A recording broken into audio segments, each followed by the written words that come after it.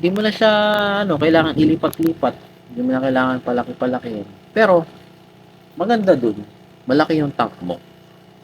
Hindi sila mag-aagawan ng pagkain at makakita sila ng pagkain at hindi sila magkakakitaan basta-basta kasi medyo malawak. Kung kakainin man siya o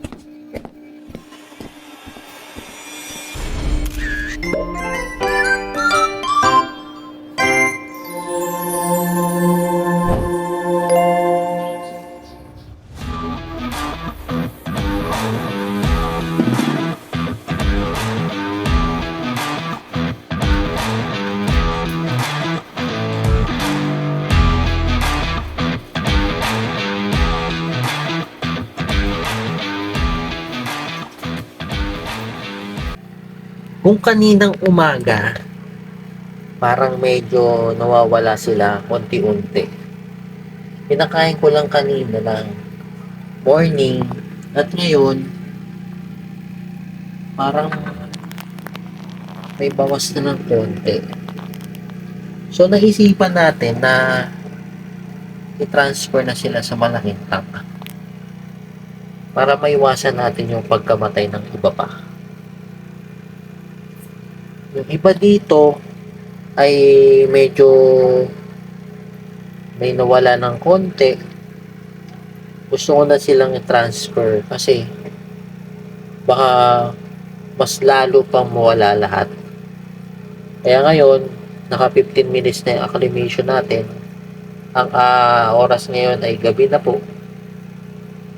At nagdali-dali na ako na ilipat talaga ito kahit gabi na. Hindi ko napatagalin to, hindi ko napaabutin ng bukas ng umaga.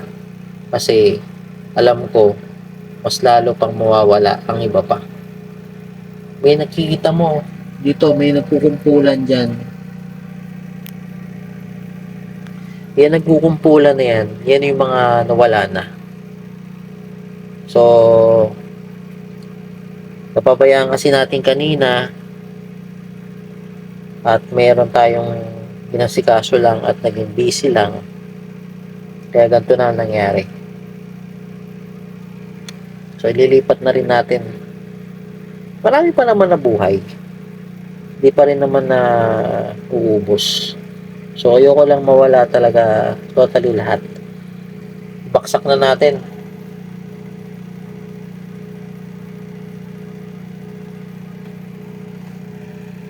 Dahan-dahan lang. Kasi yung iba ay nawala na.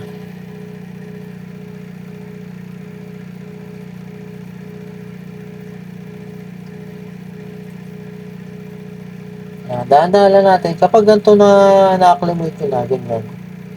Lubog nyo lang. Magkaalpasa na yun eh.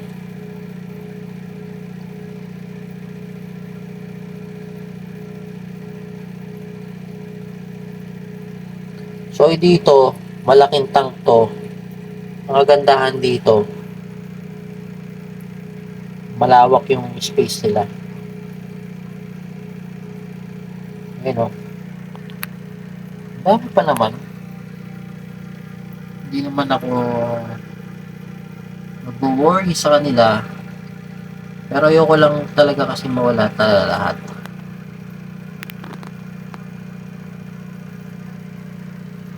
Ayan. Umalis na kayo dyan. Lipat na kayo. Lipat na kayo. Lipat na. Baka mas lalo pa kayong mawala yung iba.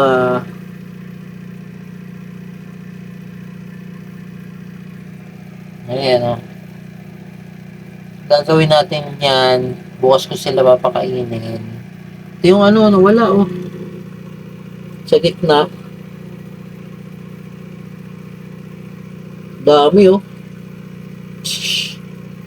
Ganito na kadami.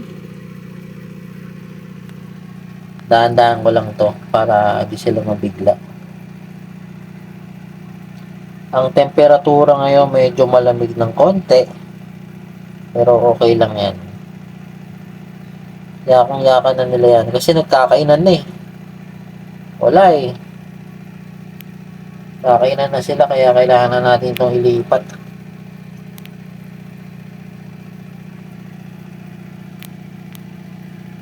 Ayaw nyo pa umalis.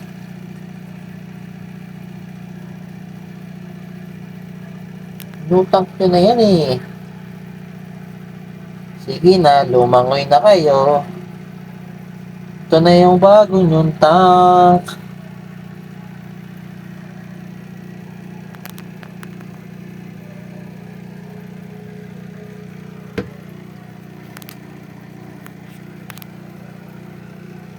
Ayan, na-release na natin.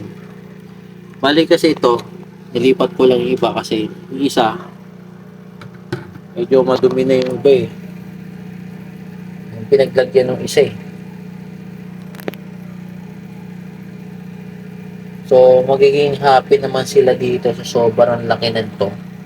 Kasi 75 gallons to eh. Pero, ang tubig natin dito, sinabi ko nga, pag ganito talagang mga babies pa lang, at least mga 5 to 6 inches yung taas ng yung kanilang level ng tubig para hindi sila mahirapan lumangoy at kung sakasakali o bibigay kayo ng mga life foods, kaya nilang papailalim. So, ito naman na-develop na to. Na-develop na yung ating isda. Kasi mahirap naman yung pa lang, 4 days, 5 days pa lang, i-release mo siya. Medyo mahirapan talaga yung isda natin. Hindi kasi ito katulad ng talagang natural breeding.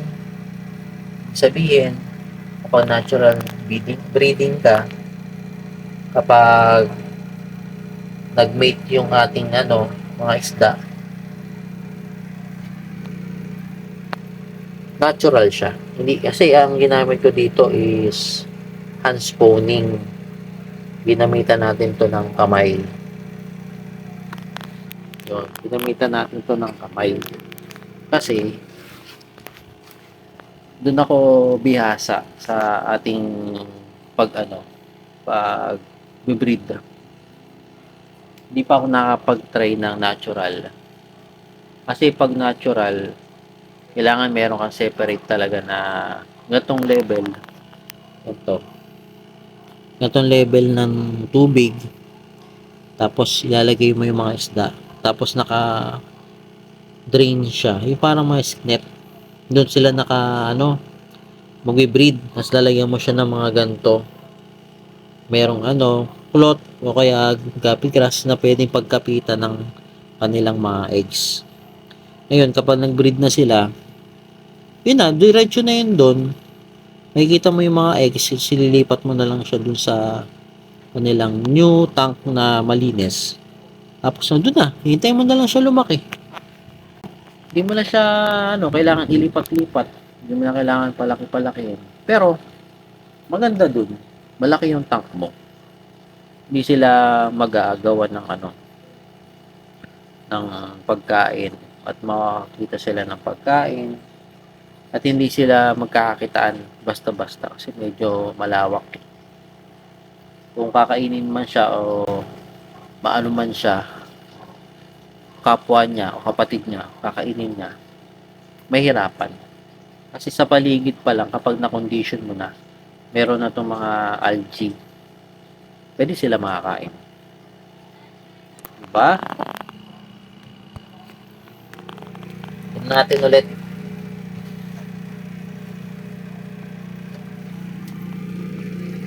Kamusta naman? So, I think naman is okay naman sila. Ang ating 75 gallons ay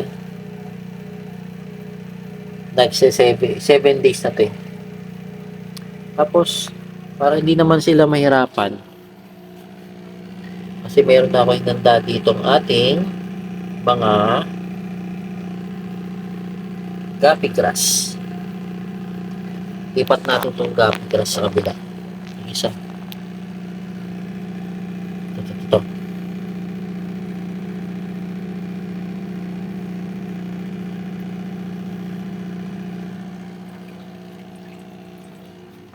Lagay tayo dito.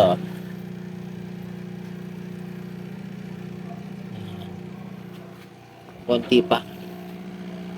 Ito.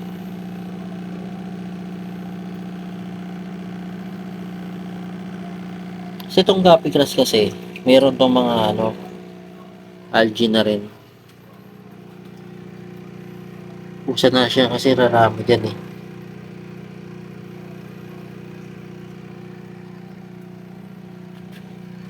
Para may pagtaguan sila. Pero lalagyan pa natin to ng additional na gabi grass para meron yan sila makain.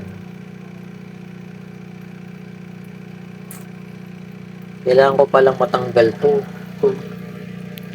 Yung dalawang yun, saka to. Kaya hindi nawala, nagkumpulan. So, naging pangit kasi yung tubig natin doon. Naging siya, parang magputi-puti. Nag-ammonia. Tapos, nakita ko na lang na merong ganito na. Ito. Saka ito. Makita niyo yung mga dalawang kumpulan na yan. Ayun yung mga nawala. Medyo marami-rami rin yun Pero okay lang. So, balikan na lang natin to bukas. Kasi ito, mga natin, mga mollies. Baby, medyo malaki, Ito naman yung first batch natin. Ano ba makikita to?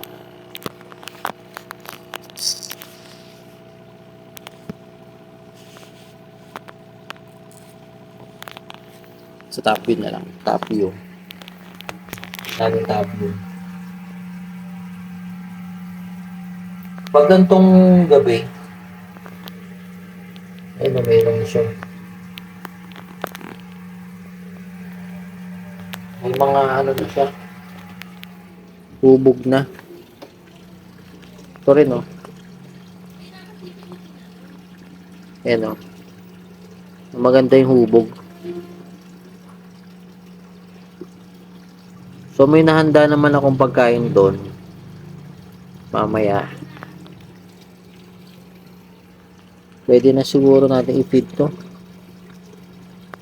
Para hindi sila magutom. So, yun na muna ang ating update. So, makikita nyo to ang ating post na to. Bukas ng umaga. Gabi na natin na iset to. Kasi biglaan nangyari. Kaya, yun lang. Update natin. Yun na. Peace out na muna. Peace out. At ng gabi.